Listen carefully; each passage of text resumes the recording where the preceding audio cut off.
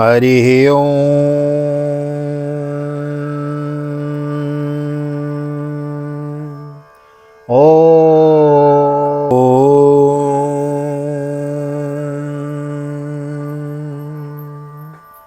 जय श्री राधे, जय श्री कृष्ण आप सभी को।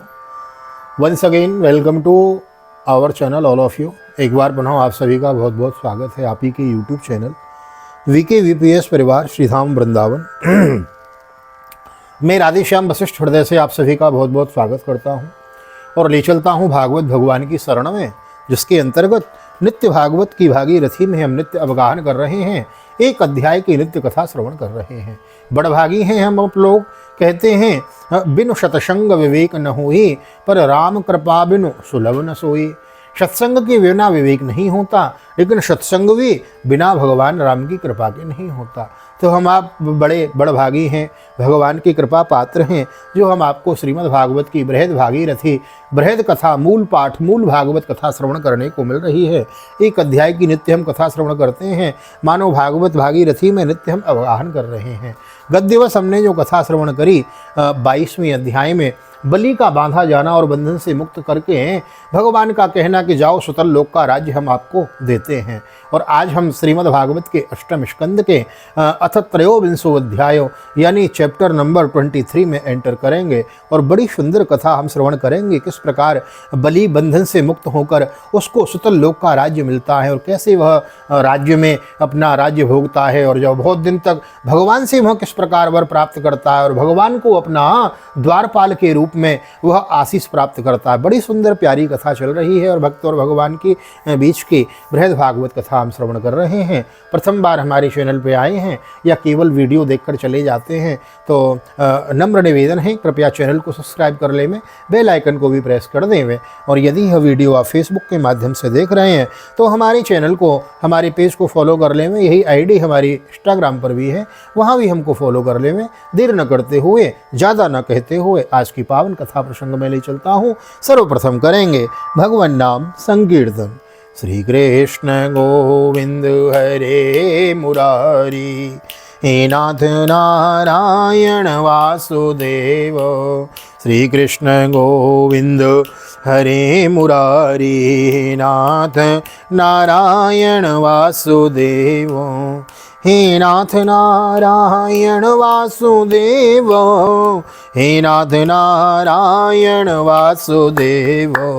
श्री कृष्ण गोविंद हरे मुरारी, हे नाथ नारायण वासुदेव।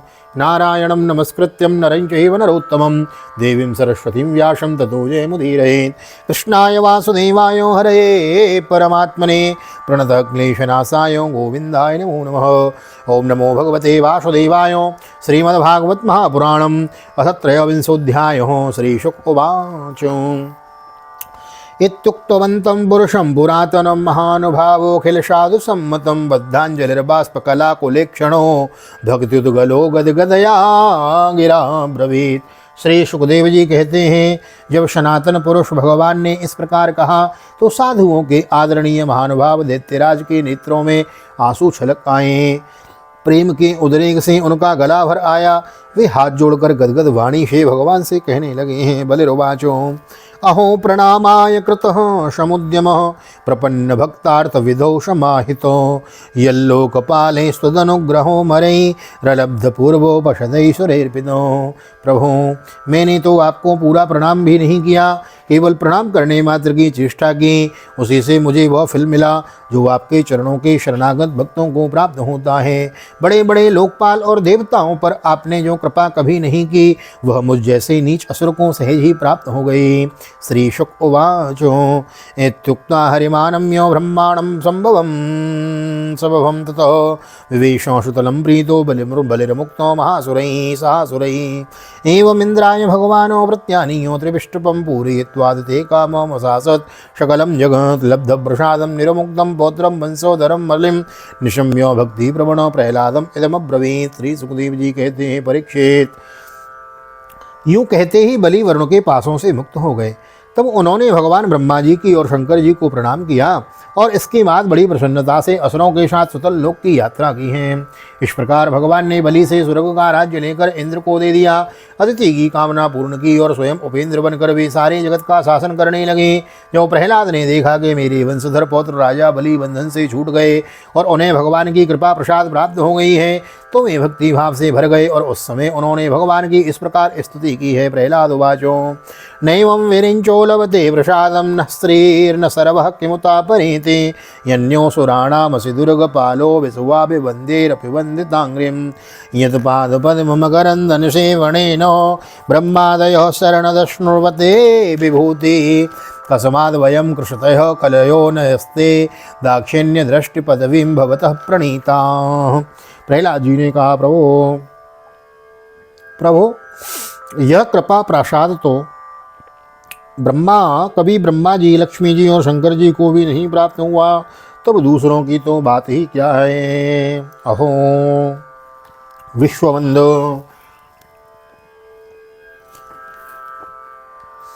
विश्ववंद ब्रह्मा आदि भी जिनके चरणों की वंदना करते रहते हैं, वही आप हम असुरों के दुर्गपाल किलेदार हो गए। शरणागत वत्सल प्रभु ब्रह्मा आदि लोकपाल आपके चरण कमलों का मकरंद रस सेवन करने के कारण सृष्टि रचना की शक्ति आदि अनेक विभूतियाँ प्राप्त करते हैं। इसे हम लोग तो जन्म से ही खल और कुमार्गामी हैं। हम पर आपकी ऐसी अनुग्रहपूर्ण दृष्टि कैसे हो गई, जो आप हमारे द्वारपाल ही बन गए। चित्रम तवे हितमहो मितयो गमायो लीला विसृष्ट भुवनस्य विशारदस्यो सर्वात्मनः समुद्रशो विषमः स्वभावो भक्त प्रियो यदसि कल्पतरु स्वभावो। आपने अपनी योग माया से खेल ही खेल में त्रिभुवन की रचना कर दी। आप सर्वज्ञ सर्वात्मा और समदर्शी हैं, फिर भी आपकी लीलाएं बड़ी विलक्षण जान पड़ती हैं। आपका स्वभाव कल्प वृक्ष के समान है, क्योंकि आप अपने भक्तों से अत्यंत प्रेम करते हैं। इसी से कभी कभी उपासकों के प्रति पक्षपात और विमुखों के प्रति निर्दयता भी आप में देखी जाती है। श्री भगवान उवाचो वत्स प्रहलाद भद्रम ते प्रभाहि सुतलालयम प्रयाहि सुतलालयम मोदमाना सुपौत्रेण ज्ञातीनां सुकुमावहो नित्यं दृष्ट्वासि मां तत्र गदा पाणिमेव स्थितं मद्दर्शन महाल्लाद ध्वस्त कर्मो निबंधनो मद्दर्शन महाल्लाद ध्वस्त कर्मो निबंधनो। श्री भगवान ने कहा, बेटा प्रहलाद तुम्हारा कल्याण हो। अब तुम भी सुतल लोक में जाओ, वहाँ अपने पौत्र बलि के साथ आनंद पूर्वक रहो और जाति बंधुओं को सुखी करो। वहाँ तुम मुझे नित्य ही गदा हाथ में लिए खड़ा देखोगे। मेरे दर्शन के परमानंद में मग्न रहने के कारण तुम्हारे सारे कर्म बंधन नष्ट हो जाएंगे। श्री शुक उवाचो आज्ञां भगवतो राजन् प्रहलादो बलिनाशो बाणमिद्योमलभ्रग्नो मूर्धनाधाय कृताञ्जलि परिक्रम्यादि पुरुषं सर्वासुरवचमुपति प्रणतस्तदनुज्ञातो प्रविवेशो महाबलिम् अथाहोसन सम्राजन् हरिर्नारायणोऽन्तिके आसीनो मृद्विजं मध्ये सदसि ब्रह्मवादिनम्। श्री सुखदेव जी कहते हैं, परीक्षित समस्त दैत्य सेना के स्वामी विशुद्ध बुद्धि प्रहलाद जी ने जो आज्ञा कहकर हाथ जोड़कर भगवान का आदेश मस्तक पर चढ़ाया, फिर उन्होंने बलि के साथ आदि पुरुष भगवान की परिक्रमा की, उन्हें प्रणाम किया और उनसे अनुमति लेकर सुतल लोक की यात्रा की है। परीक्षित, उस समय भगवान श्री हरि ने ब्रह्मवादी तृत्विजों की सभा में अपने पास ही बैठे हुए शुक्राचार्य जी से यूँ कहा, ब्रह्मन् सतुन् संतनु शिष्यस्य कर्म छिद्रम वितन्वतो यत्तत्कर्मसु वैषम्यं ब्रह्मदृष्टं समं भवेत्। ब्रह्मन आपका शिष्य यज्ञ कर रहा है, उसमें जो त्रुटि रह गई है उसे पूर्ण कर दीजिए, क्योंकि कर्म करने में जो कुछ भूल चूक हो जाती है वह ब्राह्मणों की कृपा दृष्टि से सुधर जाती है। शुक्र उवाचो कुतस्तु तत्कर्म वैषम्यं यस्य कर्मेश्वरो भवान् यज्ञेशो यज्ञपुरुषो सर्वभावेन पूजितो मंत्रतस्तंत्रतश्छिद्रम देशकालारवस्तुतो सर्वं करोति निश्छिद्रम नाम संकीर्तनम तब। शुक्राचार्य जी ने कहा, भगवान जिसने अपना समस्त कर्म समर्पित करके 100 प्रकार के यज्ञेश्वर यज्ञ पुरुष आपकी ही पूजा है, उसके कर्मों की कोई त्रुटि कोई विषमता कैसे रह सकती है, क्योंकि मंत्रों की अनुष्ठान पद्धति की देश काल पात्र और वस्तु की सारी भूलें आपके नाम संकीर्तन मात्र से सुधर जाती हैं। आपका नाम सारी त्रुटियों को पूर्ण कर देता है। तथापि वदतो भूमन् करिष्याम्यनुशासनम् एतच्छ्रेयो परं पुंसां यत्नवाज्ञानुपालनम्। तथापि अनंत जब आप स्वयं कह रहे हैं तो मैं आपकी आज्ञा का अवश्य पालन करूंगा। मनुष्य के लिए सबसे बड़ा कल्याण का साधन यही है कि वह आपकी आज्ञा का पालन करे। श्री सुखवाचो अभिनद्यो हरिराज्ञामुसना भगवतानि भगवानिति यज्ञच्छिद्रं समाधत्तो बलिर्विप्रर्षिभीषः एवं बलिर्महीराजन् भिक्षत्वा वामनो हरि तदो भ्रात्रे महेन्द्राय त्रिदिवं यदपरिहृतं प्रजापतिर्पतिर्ब्रह्मो देवर्षि पितृभूमिपै दक्षभृङ्वङ्गिरो मुख्ये कुमारेण भवेन च कश्यपश्चादते प्रीते सर्वभूतभवाय च लोकानां लोकपालानाम् अकरोद वामनं पते। श्री सुखदेव जी कहते हैं भगवान शुक्राचार्य ने भगवान श्री हरि की आज्ञा स्वीकार करके दूसरे ब्रह्मर्षियों के साथ बलि के यज्ञ में जो कमी रह गई थी उसे पूर्ण किया है परीक्षित। इस प्रकार वामन भगवान ने बलि से पृथ्वी की भिक्षा मांगकर अपने बड़े भाई इंद्र को स्वर्ग राज्य दिया जिसे उनके शत्रुओं ने छीन लिया था। इसके बाद प्रजापतियों के स्वामी ब्रह्मा जी ने देवर्षि पितर मनु दक्ष भृगु अंगिरा सनत कुमार और शंकर जी के साथ कश्यप जी एवं अदिति की प्रसन्नता के लिए तथा संपूर्ण प्राणियों के अभ्युदय के लिए समस्त लोक और लोकपालों के स्वामी के पद पर वामन भगवान का अभिषेक कर दिया है। बोलो वामन भगवान की जय। वेदानां सर्वदेवानां धर्मस्य यशस्रियो मंगलानां व्रतानां च कल्पं स्वर्गाभवर्गयोः उपेन्द्रं कल्पयाञ्चक्रे पतिं सर्वविभूतयोः सदा सर्वाणि भूतानि वृषं मुदरे नृपः ततस्त्विन्द्रं पुरस्कृत्य देवयानेन वामनं लोकपालेन देवं निन्ये ब्राह्मणा च अनुमोदितो प्राप्यो त्रिभुवनं चेन्द्रो उपेन्द्रो भुजपालितं श्रिया परमया जुष्टो मुदे गतसाधुसो परीक्षेत्। वेद समस्त देवता धर्म यश लक्ष्मी मंगल व्रत स्वर्ग और अपवर्ग सबके रक्षक के रूप में सबके परम कल्याण के सर्वशक्तिमान वामन भगवान को उन्होंने उपेंद्र का पद दिया। उस समय सभी प्राणियों को अत्यंत आनंद हुआ है। इसके बाद ब्रह्मा जी की अनुमति लोकपालों के साथ देवराज इंद्र ने वामन भगवान को सबसे आगे विमान पर बिठाया और अपने साथ स्वर्ग लिवा ले गए। इंद्र को एक तो त्रिभुवन का राज्य मिल गया और दूसरे वामन भगवान के कर कमलों की छत्र छाया। सर्वश्रेष्ठ ऐश्वर्य लक्ष्मी उनकी सेवा करने लगी और वे निर्भय होकर आनंदोत्सव मनाने लगे हैं। ब्रह्म सर्व कुमार भृगवाद्य मुनियो नृपो पितरो सर्वभूतानि सिद्धा वैमानिकाश्रये सुमहत्कर्म तत् विष्णुर्गायन्तः परमाद्भुतं तिष्ण्यानि स्वानि ते जगमुर्रदितिं च सुसंसरे सर्वमेतन्मयाख्यातं भवतः कुलनन्दन ऊरुक्रमस्य चरितं श्रोतृनामकमोचनम्। ब्रह्मा शंकर सनत कुमार भृगु आदि मुनि पितर सारे भूत सिद्ध और विमान आरोही देवगण भगवान के इस परम अद्भुत एवं अत्यंत महान कर्म का गान करते हुए अपने अपने लोकों को चले गए और सबने अदिति की भी बड़ी प्रशंसा की है। बोले अदिति मैया की जय। परीक्षित तुम्हें मैंने भगवान की यह सब लीला सुनाई, इससे सुनने वाले के सारे पाप छूट जाते हैं। पारम महिम्न उर्विक्रम तो गृणानो यह पार्थिवानि विममे सरजांसि मर्त्यो किम जायमानोत जातो पेति मर्त्यो इत्याय मंत्र दृगसी पुरुषस्य यस्यो। भगवान की लीलाएं अनंत हैं, उनकी महिमा अपार है। जो मनुष्य उसका पार पाना चाहता है वह मानो पृथ्वी के परमाणुओं को गिन डालना चाहता है।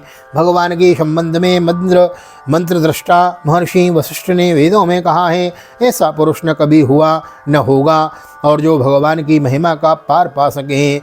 य इदम देवदेवस्य हरेरद्भुत कर्मणो अवतारानुचरितं शृण्वन् याति परां गतिं क्रियमाणे कर्मणीदं देवे पित्रे समानुषै यत्र यत्रानुकीर्तेत तत्तेषां सुकृतं विदो।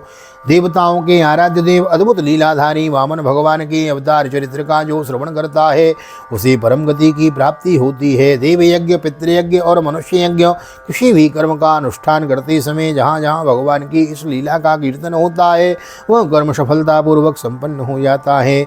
यह बड़े बड़े महात्माओं का अनुभव है। सुस्त श्रीमद्भागवते महापुराणे पारमहंस्यां संहितायां अष्टम स्कंधे वामनावतार चरिते त्रयोविंशोत्सव श्री बालकृष्ण चरणार्पणमस्तु। कृष्णाय वासुदेवाय हरे परमात्मने प्रणतक्लेशनाशाय गोविंदाय नमो नमः। हरे कृष्ण कृष्ण कृष्ण हरे हरे हरे राम राम राम हरे हरे। राधे कृष्ण कृष्ण कृष्ण राधे राधे राधे श्याम श्याम श्याम राधे राधे।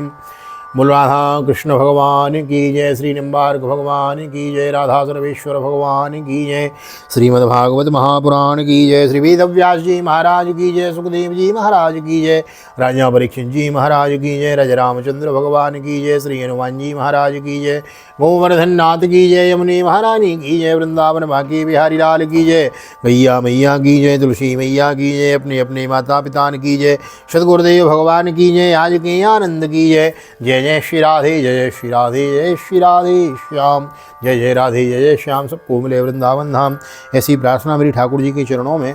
और यहाँ तक कथा में बने हैं तो वीडियो को लाइक कर दीजिए और शेयर कर दीजिए। कमेंट में भागवत भगवान की जय लिख दीजिए।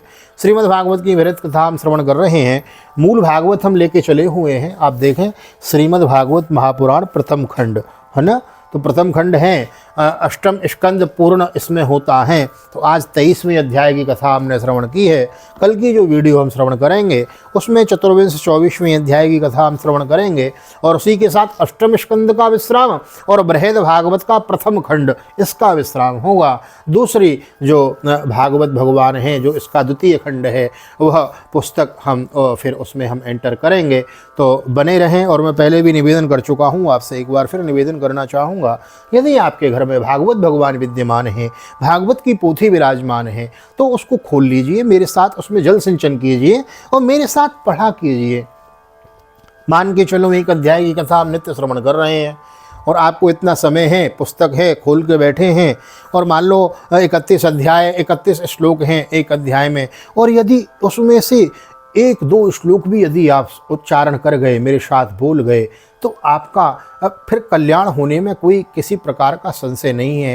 देखो, मनसा वाचा कर्मणा, तो वाणी से फिर सेवा बनेगी। अभी तो केवल श्रवण रंध्र से श्रवण मात्र कर रहे हैं। यदि बुक घर में है, पुस्तक विद्यमान है, भागवत भगवान पोथी विराजमान है, निकालें, जल सिंचन करें, मेरे साथ गुनगुनाया करें। उससे क्या होगा? पुराण की जागृति होगी। पुराण क्या है? यह परमात्मा का ही स्वरूप है। इसलिए घर में पोथी विद्यमान है तो मेरे साथ जरूर एक आधा श्लोक गुनगुनाया करें, उससे ठाकुर जी को अति प्रसन्नता होगी। मिलते हैं अगली वीडियो में। नए आए हैं तो चैनल को सब्सक्राइब जरूर कर लें, बेल आइकन को भी प्रेस कर देवें, और फेसबुक पे यदि ये वीडियो देख रहे हैं तो हमारे पेज को फॉलो कर लेवें। इंस्टाग्राम पे भी आप हमें फॉलो कर सकते हैं। मिलते हैं अगली वीडियो में, तब तक के लिए श्री धाम वृंदावन से आप सभी को हृदय से प्यार भरी जय श्री राधे, जय श्री कृष्ण, हरि ओम।